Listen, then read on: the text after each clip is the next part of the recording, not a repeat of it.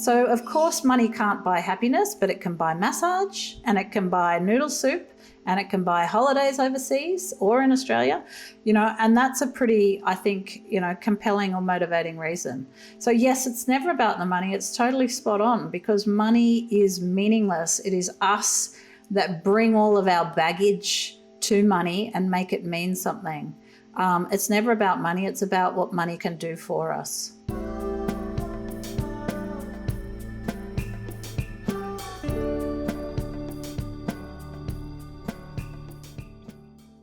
In this episode, I'm joined by Brook McCarthy from Hustle and Heart.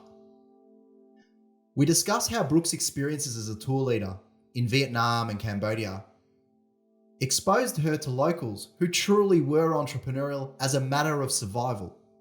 We also discussed how important corporate social responsibility is and how a small business can start impacting the community from the get-go.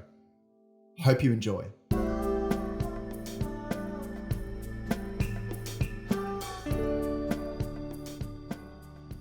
So welcome the It's Never About Money community.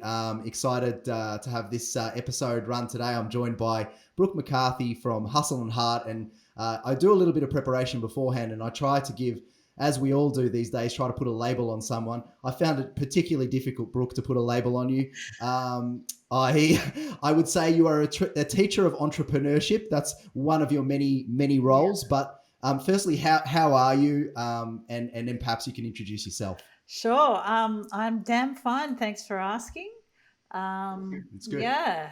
So I call myself a business coach, which is a bit of a loaded term. A lot of people have some weird ideas, not without warrant, as to what a business coach is. I'm also a communications trainer, a facilitator, a speaker, and a writer. Wow. There's a few things there. Yeah, a few things. Well, perhaps you can. I really love the name of the business, Hustle and Heart, and perhaps you can give us a little bit of info as to how you came up with the name and what you're actually doing in that capacity. Sure. So the name grew out of a frustration with this simplistic thinking that we see. I think the internet loves black and white thinking, right? We love like labels. Yeah, extreme kind of, it's all one way or it's all the other way. And of course, as I don't need to tell you, the truth is always in the middle. And that was the case with Hustle and Heart, because I felt like there was a lot of people, a lot of online business gurus, a lot of business coaches, and, kind of internet famous people who were all about the hustle, and we need to work ourselves to the bone, and we never take holidays. And if you love what you do, you never work a day in your life, and all that trite. And then at the other end of the spectrum, there was a lot of people, and these were my people, my people with a hell of a lot of heart, who were doing things for very good reasons, for altruistic or ethical reasons, who felt a deep sense of purpose, who viewed their business more as a vocation, a calling, who had their identity intimately intertwined with that, and who were almost allergic to the hustle. And of course, the problem with that is that you don't make any money and not much ends up happening. So you end up being the town's best kept secret with a very small group of clients who absolutely adore you, but nobody's heard of you, even though you've been doing what you've been doing for decades and are a legitimate expert in your field. You do not have the following that reflects that. You do not have the community that reflects that. I love this intersection between hustle and heart. It's the idea that a financial planner creates a podcast that's never about money, right? Yeah. We know money's really important. There's the hustle, right? But if you're concentrating on the money and the hustle all the time and you're ignoring the heart side of it, well, it can constrain the hustle side of it. It can constrain the money side of it eventually.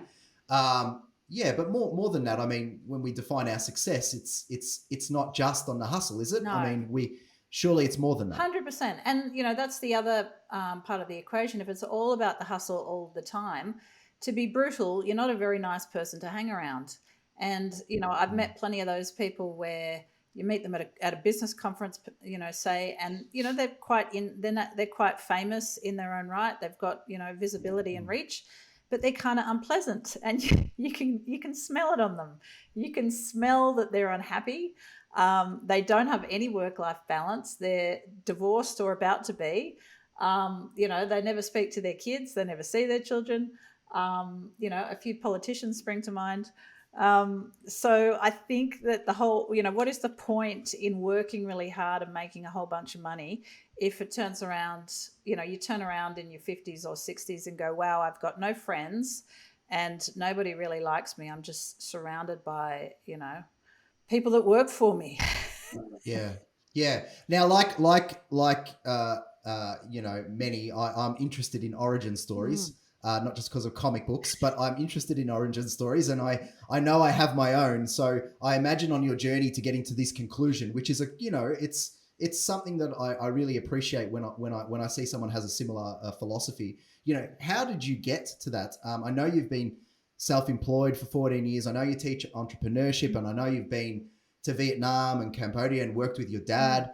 Can you tell us a little bit about these things that created this philosophy and this person that you are today? Yeah, I was fortunate enough that my father was a business owner, so he had a public relations consultancy, and I used to work there, mainly doing the shit-kicking jobs, the licking of envelopes, the folding of media releases, the packing of great volumes of wine to mail off to wine journalists.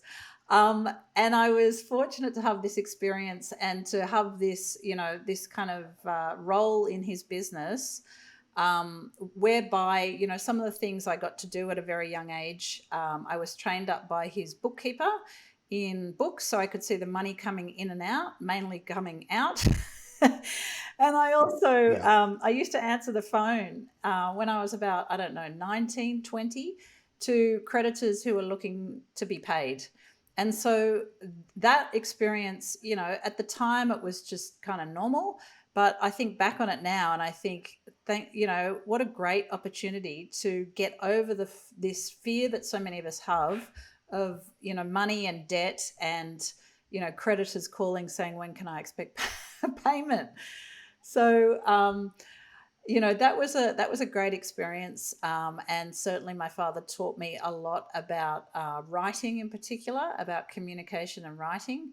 But I think the bigger lesson in entrepreneurship specifically, and all the skills that relate to that, was when I was a tour leader.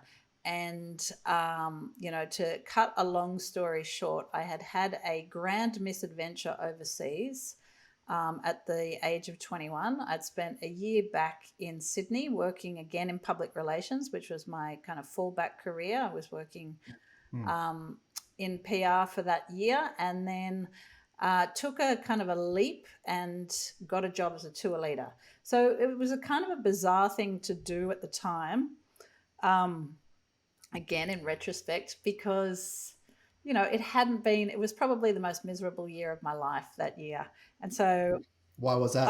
Why was that? Because I was licking my wounds. I'd had this terrible experience, and I was depressed, and I saw a little chink when spring came and the sun, the weather changes and our moods start to shift. I saw a little chink of light, and I just grabbed it with both hands and went, right, I'm hauling myself out of this misery. And part of that process was to apply for this job as a tour leader. So isn't it interesting that when we're in our darkest moments, we find the light through actually in service of others, in a sense, it's moving towards the heart when you're at your lowest ebb. Absolutely. And I'm a huge fan of self-reflection and meditation and reading and all of that stuff, but nothing beats taking action. And when you are, in a really dark place, if you get a slight whisper of, hope or whatever you want to call it within that, grasp it with both hands and start doing what you need to do, which you can't do when there's no, glimmer of hope. Start doing the things that you need to do to start moving your mood. which is what I did. And so I took this job. I went over early. I'd never been to Vietnam, never been to Southeast Asia. I traveled in India, Sri Lanka, and Nepal. And then I found myself at the age of 22 leading people who were 3 times my age through third world countries that had been ravished by war and civil war. And every week we were going to the torture museum, the war crimes museum, the killing fields. By the way, I used to sit in the cafe opposite while the passengers went in, because I'm like, I don't need to go to the torture museum every week. Don't need to. Been there once. That's more than enough. I can imagine. I understand. It's harrowing experience. I'm sure. Horrible. So it really, like, it brought everything into sharp contrast, because all of a sudden I've got a huge amount of responsibilities. I've got the company credit card. I would literally go to the ATM, in Bangkok, draw out 2,000 US, and off she goes. And then, we put them on trains, planes, and automobiles, boats that didn't have any life jackets, like I used to put people on planes that have been decommissioned from China and Russia. They still had the ashtrays. And when we came into land, in Laos or Cambodia, all of the seats that weren't occupied would fly forward. And you could it sounds like something from a Chevy Chase movie. And when the air conditioning started, you could see it. You could see it, and it was actually kind of comical. And I had to contain myself, because I'd look at people's faces, and you could just see the terror in their eyes, like, what the, are we going to die? But it was easily the steepest learning curve of my life. Nothing has come even close, and that includes, having children. Nothing came as close as that did for, the rate of learning and the skills that I use every single day. I'm so grateful. So it's almost the acceleration of the heart piece, is it not? Like, you're at a young, I suppose, impressionable age, and you're absorbing all this information. What made you curious about that? As a child, were you exposed to those who are less fortunate? Were you always kind of inclined in that by nature? How did you get to the position of, like, gravitating towards that? Have you reflected on that? Yeah, look, I always wanted to be a writer. Ever since I was a kid, I was a total geek. I used to love reading. I used to devour books, just absolutely ate them for breakfast. I used to read under the desk at school from probably year 3 to about year 10, year 11, when school got more interesting. I used to read under the desk during English, for goodness sake. So I always wanted to be a writer when I grew up, but I knew that a middle-class kid from Sydney didn't make a very good story. And I knew that I'd need to kind of go seeking adventures. So, that was one of the reasons, why I was so drawn to travel, and to travel in Asia rather than Europe. I think my mother was a little bit, I don't know what the word is. She was always telling us when we were kids, oh, it's going to be great when you get older, you can go traveling. And then I said, okay, I'm off to Nepal now. And she's like, no, darling, I meant Europe.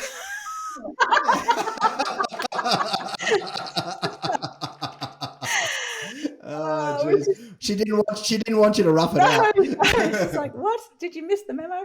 But I mean, my parents are great adventurers. They're massive hippies, I guess, for want of a better word.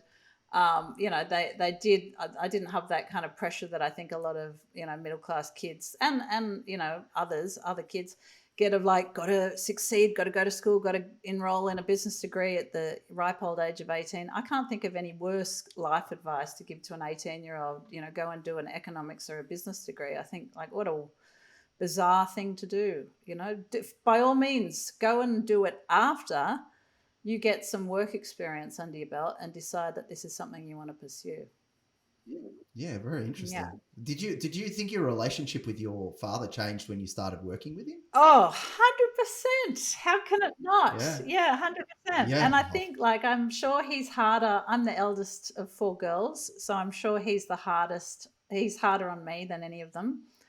He Mm. had probably the highest expectations on me, but because we were both writing together, a lot of our job involved writing, and I'd write something, give it to him. He'd edit it, and I'd edit his edit, the edit, and edit. 17 rounds one time. I counted before I said, "Dad, this is ridiculous. This does not justify 17 rounds of revisions." So resilience was something that Oh, was definitely required. shit, yeah, yeah. Working, My yeah, yeah, parents are yeah, yeah. not I would love, this sounds a little bit mean. I would love to be, I look at other people's parent, the text messages and the emails that they get sent that says, "Darling, I'm so proud of you. That's so wonderful. How amazing you are." And part of me goes, "Oh, that'd be nice." Well, you have to build internal talk, self-talk, right? Yeah. There's I always mean, a they're yeah. not horrible, don't get me wrong. They're great. They're great, but they're not the kind of, they're not parents that are saying, "I'm so proud of you, darling." Like they push me for sure. Well, yeah. I'm wondering a little bit about the experience in Asia and how it sort of taught you what it taught you Mm, about entrepreneurship yeah. and corporate social responsibility Yeah. as Yeah. well. What are the types of things that you observed there that informed the way you work now? Yeah, like because I was literally walking around with a group of 12 people and, 12, 13 people coming into a restaurant or into a small shop is a pretty big deal. We could potentially drop a lot of coin, right? So, what I quickly noticed is how fantastically entrepreneurial the Vietnamese are. And they Mm. would somehow be able to spot that the young girl dressed in Bangkok crappy cotton clothing was somehow the leader of the group. And they would hone in on me and say, "Come in, come in, come in. Great to see." I've never seen this person. "Great to see you again. Come in. It's been so long. Come in." "Oh, what table would you like?" "The best table. Come over here. What can we do for you?" And they'd bend over backwards. They'd give a great experience. At the end of the meal, can you imagine this happening in Australia? At the end of the meal, they would individually write bills for each of the 13 people at the table so that we could split the bill and everybody, down to the nearest dong, everybody would know exactly how much they had to pay. And I would get a little scrap of paper that said "no charge" because they didn't want me to lose face in front of the group. They wanted it to appear as if I also had to pay. Just a real skill for seeing an opportunity, seizing an opportunity, making money, resourcefulness, and of course, resilience. It was so bleedingly clear how naturally entrepreneurial the Vietnamese were. In a way, Is is that is that sorry to yeah, interrupt? Is that as a result of, do you yeah, think, in part, that to be entrepreneurial is the difference between being healthy or being not healthy, or being able to look after your yeah, family or yeah, not? So there is enforced, yeah, like, gravitation towards doing yeah. those things and being resourceful. Is that would that be That's true? totally true. And it somewhat kills me when I look at these entrepreneurial incubators that we have in Australia and other wealthy nations, where it's totally for the middle class, it's totally for the wealthy. You have to pay to play, or you have to have the funds to support you for months or maybe years while you Yep. don't make a cent, Yep. and you pour all this money, time, and effort into Yep. a business that may or may not create a Yep. profit, because Is it? no, no, Yep. you go. Yep. Yeah, is it any wonder, like I was just thinking, is it any wonder that people like who actually put their homes on the Yeah, line and put it at yeah, risk actually tend to, seems to be those successful entrepreneurs are the ones that do these types of yeah, things. They actually put more on the line, yeah, yeah, even domestically, even here in yeah. Australia where we've got it Yeah, good. 100%. And, that's what I look for in clients as well. Like, I turn down more people than I accept in one-to-one coaching because I'm limited. I only Mm. take on 6 people at any one time. So, my capacity is limited. But I'm actually looking for people that have that financial imperative, that really need to get money in the door. Because if you don't have that financial imperative, it's very, very difficult to motivate yourself. And really, you should not be engaging a business coach to motivate yourself. That's a waste of money. You could probably spend that money on other things. When you have that financial imperative of, oh shit, I have bills to pay, I really need to make this work, you will do the uncomfortable thing. You will pick up the phone, you will pitch yourself, you will put yourself into situations that you'd prefer not to, because you have to get money in the door. And that's, I think, really powerful and really, really important. Is it true that there needs to be the balance between that financial imperative, but also the care factor about what it is that you're delivering at all? Yeah, of course, 100%. And I think that's where the sustainable piece or the longevity comes into it, because you cannot build a business where you are constantly hustling 24/7 and worried about money all the time, and expect that, the wheels aren't going to fall off in other places in your life. It is absolutely crucial that if you are planning on being in business over the long term, that you take exquisitely good care of yourself, and that you pay attention to your emotional and mental well-being, because it will be directly related in your profit and loss statement. Well, I couldn't agree more. Moving forward into sort of, delving into entrepreneurship, can you distill what a true entrepreneur is to you, and what characteristics do the best ones have, given your experience overseas and also here working with various individuals? Yeah. So, I think that the general consensus, as far as I'm aware, the general consensus in, developed nations in the Western world, is that an entrepreneur has an idea and they're raising rounds of capital, and then they're exiting. And that's generally the success trajectory that we hear and see in mainstream media. That is not what I believe entrepreneurship to be. I think entrepreneurship is a collection of different skills, which are skills that apply to, or that can apply to anyone, and that are fantastic life skills in and of themselves. And that includes resilience, resourcefulness, creativity, communication, persuasion, being able to spot an opportunity, energy and energy management. I think these are the skills really that I help to teach and help to cultivate. And these are skills that will hold you in good stead regardless of whether or not you're a business owner. I really love that. I was just thinking about creativity in terms of entrepreneurship and creativity, and how it's just a skill that, may seem on the surface strange to articulate, but for in a business context, but it's just so vital. It's huge, right? It's huge. It's huge. And I think we have a lot of misconceptions about that, because all my ideal clients are creative, and yet very few of them are actually artists. Very small percentage are artists. So most people wouldn't admit to being creative, but they are creative, because I see the same type of people over and over again. So I can notice things that they don't perhaps notice about themselves. And, creativity is the ability to see things that other people don't see. It's the ability to notice things that other people don't notice, and to draw connections that other people don't draw.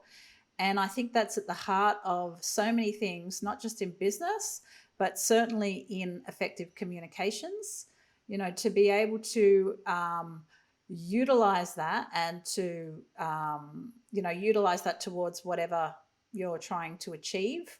I think communication is an absolute pivotal life skill. Again, regardless of whether you're an engineer or you're a mathematician. In fact, those two groups could well benefit, from being better at communicating, It's absolutely crucial. This includes romantic relationships, right? It's everything. It's your ability to communicate is everything. Yeah.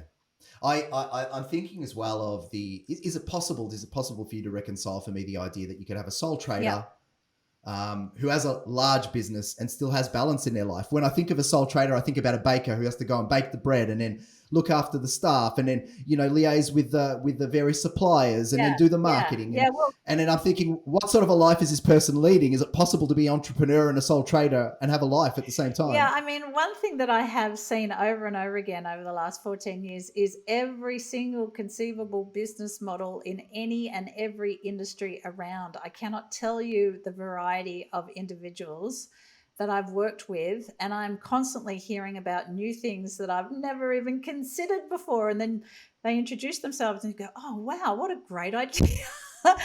So, a lot of what I do is helping people to design a business that works for them rather than a business that they feel like they're a slave to, that they can't, they're in an abusive relationship where the business is just taking all the time. And the owner, doesn't have any freedom or flexibility. And, this is the number one reason why we start businesses, right? We want the freedom and the flexibility that comes with that. And, especially for women, I know that a lot of my female clients, they start a business because they have children and then the wheels fall off and they go, wow, what used to work no longer works because, the working world, more by and large, is not built for, women to thrive in. So this is oftentimes when women start businesses, and certainly we started them in much greater numbers in Australia than men do. And then it's, it is easy to fall into bad habits and old ways of doing things and to equate, long hours with virtue. I need to flog myself. I need to be accessible at all times to people because technology makes me accessible at all times to people.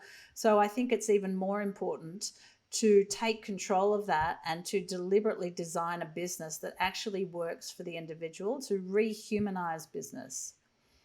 Do you think a lot of what's gone on with COVID and the pandemic and the movement towards a greater level of equality is really kind of changing the way that we do business and the way Yeah, that we kind of think about creating a business from inception from now? Like, do you think 100%. we think about it? Yeah, I Yeah. think it's been a brilliant thing to have lived through because it's accelerated the world of work. I think so too. Yeah, and Mm.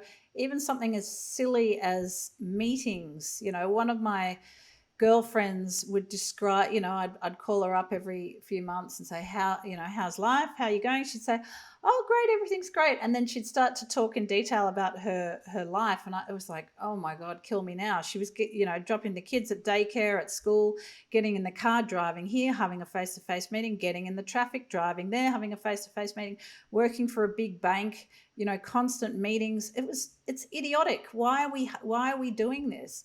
So, what's happening right now with, quiet quitting and the great resignation, and employers scrambling around to attract new people, I think is brilliant because it's really clear and obvious that, the way things were done is not where we wish to continue. It's not how we can continue, and that we have this flexion point right now to choose a different direction and to do things differently.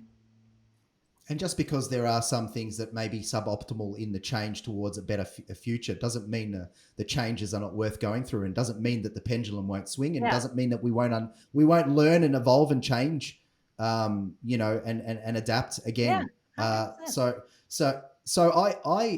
I'm super interested around the different models that you work with in the businesses that you work with around like incorporating social Yeah, responsibility into businesses. yeah. Could you sort of talk to us a little bit about how some small businesses may integrate giving and having an impact in the community more so nowadays? Like Yeah. how would you consult to these businesses? Yeah. So there's a term social enterprise, which I'm not sure whether your Mm-hmm. listeners will be aware of or not. But in Cambodia, and we're talking about, I was there in about 2002, 2004. And I saw social enterprises in action. That I didn't call them social enterprises, and they certainly didn't call themselves social enterprises. But I'm talking about restaurants where they take street kids and they train them in hospitality and cooking. And you're eating at a beautiful restaurant, delicious food. and paying higher prices, having a brilliant experience, being waited on by kids that were formerly living on the streets who are now getting an education and housing and the rest of it. I used to take the passengers to the blood bank, and I must have been a pain in the ass. In retrospect, I'd be on the bus lecturing them about landmines and blood loss and da-di-da, and how many bombs were dropped on Cambodia and Laos during the war by the Americans. And then the bus would stop in front of the blood bank, and I'd say, okay, would anybody like to get off the bus and donate some blood with me?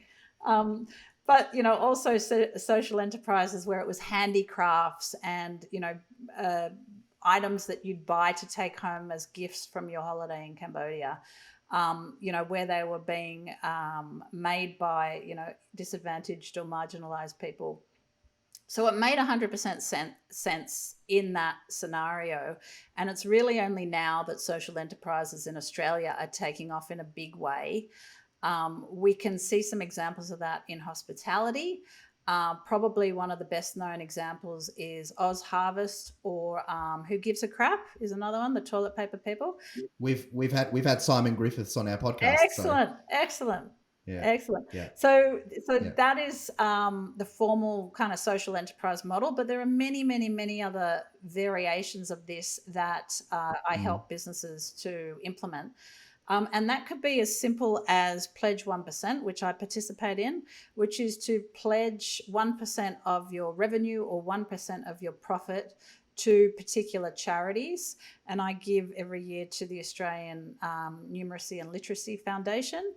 For reasons that hopefully are clear by now, and also, because I believe in the power of literacy, especially as it relates to entrepreneurship and, starting your own business. Wouldn't it be wonderful if we had more Australians who were starting their own business across Australia, especially in regional and remote communities where there are fewer options for that? So that's a really simple idea. There's also things like optimizing your line items. So every business spends money. And even something as simple as software, which I think a lot of us overlook. We just use Dropbox because everybody's using Dropbox. But all of those line items could be better optimized to choose businesses that reflect the values of the owner. And to ensure that the money that you'd be paying anyway is going to good place. Another Are there technologies or consultants out there that actually assist with being able to deliver that? Because that seems like there's online, quite a laborious task. Yeah, there are lists in the online business community. Online business is, it's a sector, I think, which is massively progressive, hugely progressive socially, economically. I would estimate about 8 to 10 years ahead of mainstream business. By the time mainstream business catches up, online businesses are like, oh yeah, that was so 8 years ago. But also, things such as I've got a client who employs women that live in regional Australia who are single mothers. So everybody that works for her are single mothers that live in regional or remote Australia. And she runs a reception centre for health clinics. So you've probably heard about call centres where, you're kind of the phone number's being picked up in a call centre. It is not that. It's the boutique, high touch version of kind of outsourcing your admin team and your reception team and your office management to, a virtual team. So, that's another possibility. There are other clients that I've helped to redefine how many hours they have available every week for working, and then figuring out, okay, well, what are their revenue targets? And then once they hit those revenue targets, they have a certain allocation of hours that they either give to clients pro bono, so the client can work with them for free, or they're volunteering for an organisation that reflects their values. And then all of this activity, all of this feel good, do good activity, feeding it back into your marketing and branding. Because, I for many, many years, I did clients favors and never bothered to tell them about it. And it's, kind of a little silly, really. Why not? But what? But the question that I have Yeah. is the question I have is how does one want to do good by the community and at the same time say, look at me, I'm so good, I'm doing good by the Yeah, yeah, community. So there's an aspect of like, how do you frame that with those that have more private inclinations yeah. Great to question. provide assistance? Yeah, great question. So you don't have to, of course, you don't have to at all. Sure. But I think that in large part, most people want to know. We're sick of seeing empty. We're sick of hearing empty words, and we hear empty words all the time. You go to the supermarket and you look at packages, products, and it says gluten free, or it says doesn't contain whatever and ever. It never contained gluten. It was always a gluten free product, but they've just jumped on a bandwagon, and used some groovy term to make themselves look good. So I think we are well and truly over this, and there's definitely an art to talking about the good that you are doing, because especially in Australia, especially in Canada, Japan, we have to be careful of how we express this, because goodness knows we don't want to be a braggart. Um, and so there are ways and means to do that. But I think, why the hell wouldn't we do that? Because it's another way for people to find us and seek us out. And we know that young people in particular are choosing jobs and organizations to work for based on the reputation, and the actions of that company and what they're doing about the environment. What are their socially conscious activities? Do they have a good reputation, or is it just a whole lot of greenwashing? So why on earth wouldn't small business highlight the stuff that they're doing anyway? Because most people are volunteering anyway. So why on earth wouldn't you just share that, with others? I agree. I agree wholeheartedly. But it was a bit of a journey for me. We're actually, we proudly sponsor KUFA, which looks after financial literacy in Asia as well. So it's like something that's really important. Yeah. Resonated with us. Yeah. And I just thought, I've always sort of thought, oh, you don't. Do you want to promote that? You want to just do that in the background? Yeah. And that was sort of my feeling around doing it in the background. Yeah. But I thought, well, there's a little bit of selfishness associated with that, because once you know that they rely on exposure, Yep. then if you really, really care about the cause and the impact, then you can see that you talking about it is a helpful way of improving the situation that you care about. 100%. Easy. And So I think, why not? I pledge 1%. I got involved because I saw it on somebody else's website, and I clicked through and I read the website, read the idea of pledge 1%. And I thought, oh, easy. I'm doing that anyway. Why on earth would I not put the logo on my website? And hopefully that'll encourage somebody else to find them.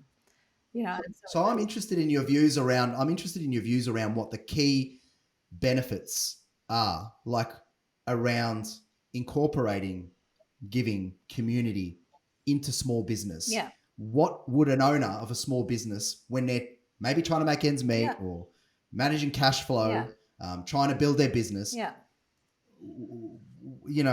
is money going out the door, I suppose, or there is a leakage, and the leakage is to spend more money and resources and time on altruism. Why is that important? Look, I don't think it's a benefit. I think it is an essential. I don't think it is a nice to do. I think it is absolutely crucial. And I think that the businesses that don't recognize this are businesses that are going to very shortly be left behind. So I hear you on the cash flow. I understand how tight it can be when you're building a business and you're hiring staff, and you've got fixed costs and expenses to pay.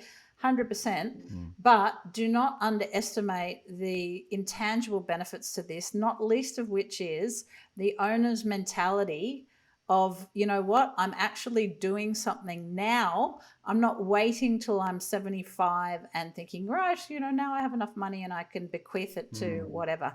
It doesn't have to be expensive. It doesn't even have to be $1. It could be as simple as taking a punt on an individual who you believe has a lot of potential, and, saying yes to them working for you rather than going, oh no, it'll be too hard, it's too complicated, it's not how we do things. It doesn't have to be expensive, and it doesn't have to be laborious.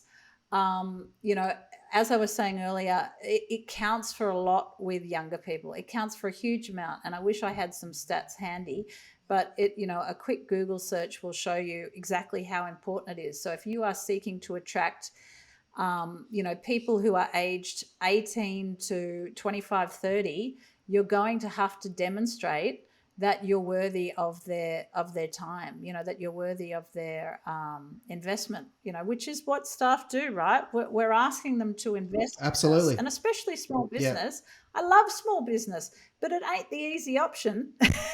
No, it's not. No. They're required to do a lot of things perhaps Yeah, that they don't have to in other areas. So 100%. it's not always as cushy, right? No. So I'm really interested in this idea of, catch up at 74. All of Yeah. a sudden I'm going to give, Yeah. once I've got enough money. I think about it like saving a little bit. There are patterns. Yeah. There are things that you need to practice. Yeah. It's like flexing a muscle. Yeah. Even giving can start at a really small level. Yeah. It doesn't have to be a large level, but the actual, just the act of doing it, flexing that muscle early, Yeah. is what allows you to do it later on. And I've thought in my own sort of situation as well about it. And there were times where I was just like, oh well, I can only afford to give this much. Yeah. So what's the point? And there's so many places that need help, Yeah. and so many issues in the world. What the hell can I do? Mm. But I think that's not necessarily the right thinking, but I can understand how people get stuck in. Oh, look, 100%. And I think that's half the issue is, compassion fatigue, which is, something. Yeah. I mean, it typically, compassion fatigue is a symptom typically of frontline health workers. And, but I think it's a great phrase that kind of we can all relate to, right? Especially when you get yet another email from a charity asking for yet another donation. But this is the thing: is if we all resist it, if we subsume, if we just give up and decide, okay, well, it's somebody else's problem, what happens then? Like, we can't. This is a kind of an essential part of our humanity that, call me an idealist, that I don't think we should let go of without a fight. Like, it's really really important for us, and I think it becomes self-sustaining when you know that you're doing what you can do. And that doesn't mean flogging yourself, that doesn't mean volunteering on Friday nights and Sunday nights, God forbid, but when you know that you're doing something for the right reasons, it becomes self-perpetuating and self-sustaining, and it fuels other things. It fuels your ability to put yourself into an uncomfortable situation because of that. So I think the benefits are numerous and many, and just because it's not so kind of tangible doesn't mean it's not powerful. That's awesome, Brooke. I'm excited to talk to you about you. I know that you help out in pricing and allowing people to understand their own intrinsic value and the business's value, and therefore being able to have those sales conversations that, I don't even like calling them sales conversations, to be honest. Why would you call it a sales conversation? I just think if you're pretty upfront about what the value is, and you're pretty transparent, why label it as sales? It's kind of information. So but we have to tag it as something, and so let's call it a sales conversation. So I'm interested around how people's personal beliefs about their own intrinsic value can sometimes extend through the business, and therefore affect things like pricing. Is this valuable enough for the person, and it's too expensive, or so could you talk to us around some of your insights around that? 100%. So I talk to people regularly. Just today I was coaching a new person, and she had come from a pretty big corporate career, and she said to me something like, it was very, very easy having teams and big budgets to manage, and we talk to customers, and it didn't feel like it feels now that I'm self-employed and I'm representing myself. And I hear that all the time, because if you're working for a large company, if you're working for a business, you can hide behind that, and you can, it doesn't feel personal in the same way it feels when you are the business owner, and you're having a sales conversation. I think that's hilarious that you don't call them sales conversations. I'm a financial planner. That's what was drilled into us at school. I'm like, like it's kind of a bit of trauma from university. Fair enough. Yeah. But I had a sales conversation earlier today as well. So I've had one coaching session, one sales conversation today, before our conversation, and I want people to know it's a sales conversation. I want people to enter into it knowing that, not that they're going to be sold to, because nobody wants to be sold to, but knowing we're going to be talking about money, knowing we're going to be talking about working together. This is not a pick my brain conversation, because my brain is tired and expensive. But having said that, I've got all the information on my website, including my price. So if they come into that, if they book that call, they know exactly how much they're going to be paying, and they know exactly what they're going to get for it. So I don't ever feel like I'm justifying my price. If I feel like the person wants me to, it's an audition and they're waiting for jazz hands, then, we're not a good fit. Almost always there's not that really, there's no conversation about the price, because they know the price. The price is on the website. And that's all there is to it. But I think the problem that people come into is that we make a lot of assumptions. This is true of all communication and all relationships. We make way too many assumptions on behalf of other people. We assume they know things that they don't know, and that goes double when it comes to value. They hear the price, if we're saying the price verbally, or if they see the price on the website or a PDF or whatever, they see the price, they hear the price, but they don't understand value. And it is our duty, it is our responsibility as business owners to communicate the value so that they get it, they want it, and they buy it. And the problem, the big issue with small business owners is we tend to take it very, very personally. And we get because our identity is so intimately interlinked with what we do, we tend to take it personally, and we tend to think it's some kind of rejection. We tend to believe people when they say I can't afford it, which is in 99% of the cases the socially acceptable white lie. And then it kind of becomes this big deal, and it doesn't have to be a big deal. It certainly shouldn't be taken personally, and it is not about us. It is not about us, the individual. So the antidote to all of this chaos is to actually spend time not focusing on the price that you're about to display to your client, but more around actually focusing on how to articulate your value to them. 100%. Which assists and unlocks, and it gives them the capability to assess the price against the value, rather than just looking, $100 is expensive if you don't know what you're getting for it. Yes. 100%. And there's been plenty of times where I've paid $250 for a meal, and I've thought that is excellent value. I loved every minute of it, and I told all my friends and family. And other times I've paid $25 for a meal, and I've thought, what a crock of shit. That was a ripoff. Yep. Do you think there's any sort of money narratives that kind of travel across generations that somehow kind of make us feel like we have to struggle and feel like we have to work exceptionally long hours for very little pay as some sort of divine right? Yeah. Is there anything like that goes on? And why does it go on? Yes. Well, I don't know. How long have we got? I think it starts with Jesus on the cross, right? If we're living in Christian cultures. There is this narrative which is thousands of years old, which is that virtue is poverty, and that wealthy people are greedy, and that power is power over, and the ability to extract value. The Industrial Revolution is all about extracting value at the highest margin. And these are old beliefs. This is our history as, humans.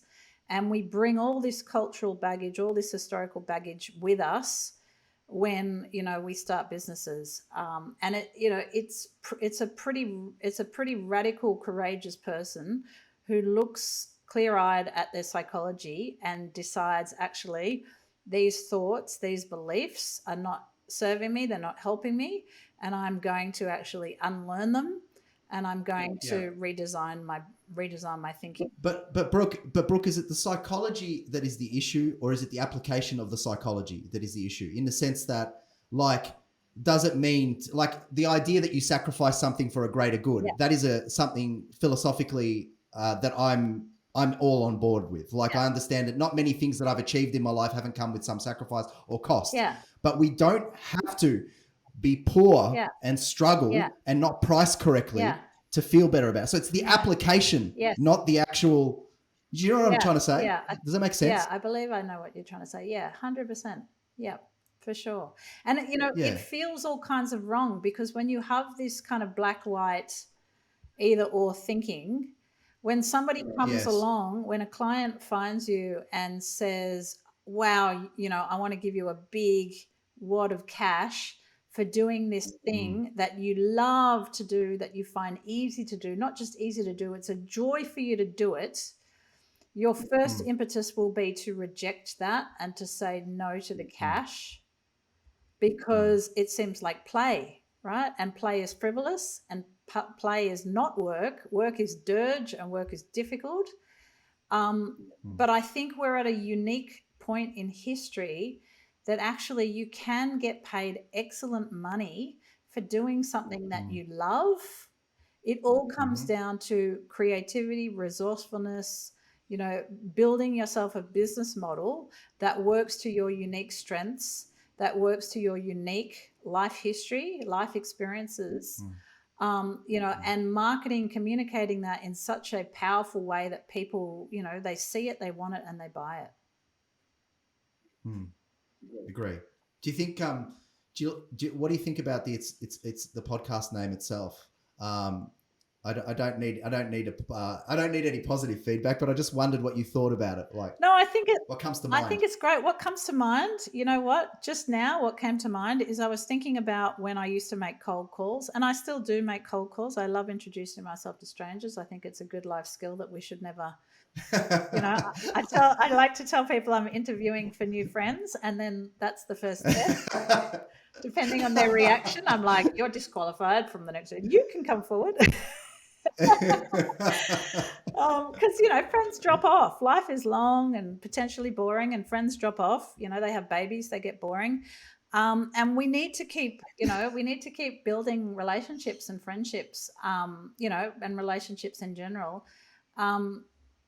But I was thinking, it's never about money. I was thinking about when I made cold calls and I'm selling courses across Australia, I'd call people in the capital city that I was visiting.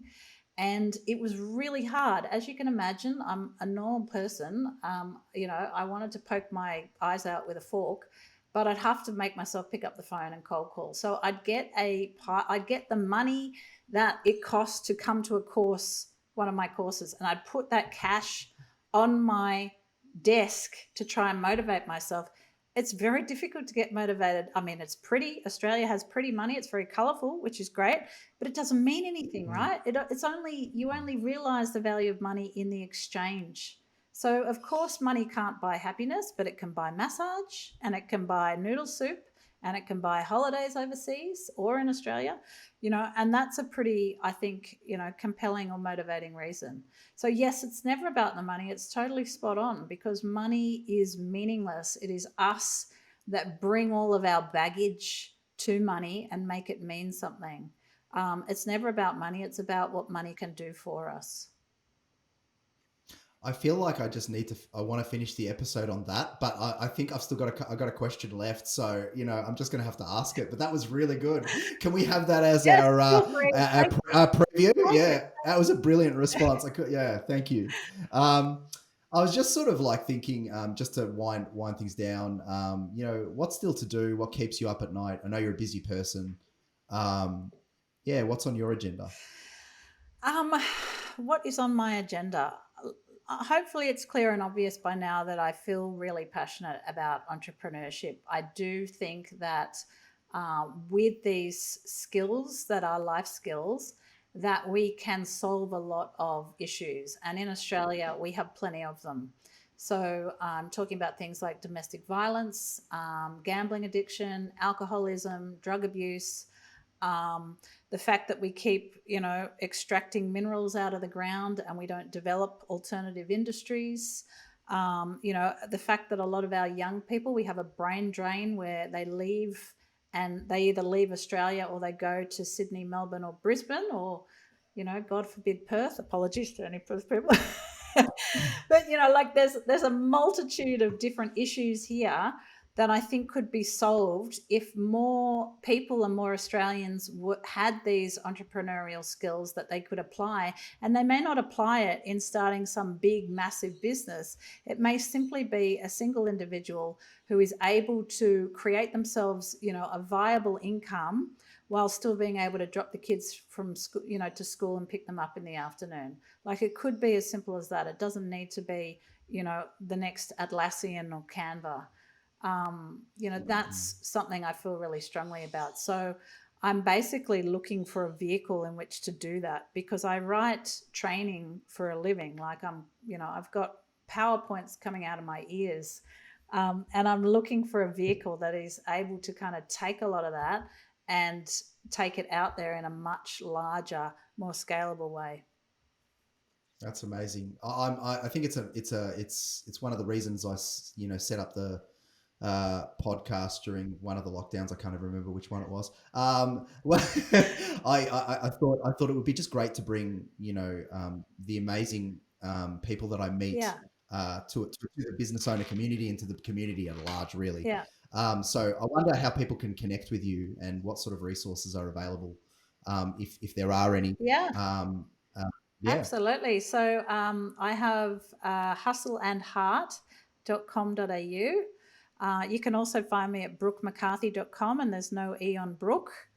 I'm on all of the social media channels pretty much, including TikTok. Please don't look for me there. Your game. I haven't gone near that thing. Yeah. I'm a digital marketing trainer, so it's kind of, it's expected. Yeah, it's expected. And I rue the day that I was like, oh my God, I'm 43. I'm too old for TikTok. But anyway, so yeah, I'm on LinkedIn, of course. I'm on Instagram. Those are probably my two favorites, but you can also find me on Twitter. And come say hi. I've got plenty of resources, including the minimum viable marketing plan. Awesome. And I might be putting my neck out here, and I could have egg on my face, but is that Nina Simone in the background? That is Nina Simone, yes. I've also got, okay. Can you see Freddie Mercury? I don't suppose you can. Can you see Freddie Mercury up there? Oh, I can. Yes, I can. It looks like a Guns N' Roses type theme on the other one, but it might not be. But I'm wondering, like, I usually ask what your spirit animal would be. I'd just like to know actually what your favorite musical artist would be. It'd have to be Nina. If you could pick one. It'd have to be. It's always been Nina. Like, I've flirted with others. Good choice. But yeah, it's got to be Nina. Good choice. Thanks so much for coming on. It was we had a lot of fun, so it was very enjoyable, and I think everyone will get a lot out of it. So thank you. Thank you. I hope that this one was enjoyable to listen to and there were some moments of value. If you have resonated in any way with the sentiments of this podcast, we would be delighted to direct you to our website, www.itsneveraboutmoney.com.au, for more free resources and education aimed at improving your capacity to make sound financial decisions for the benefit of your family. We wish you every success, however you define it.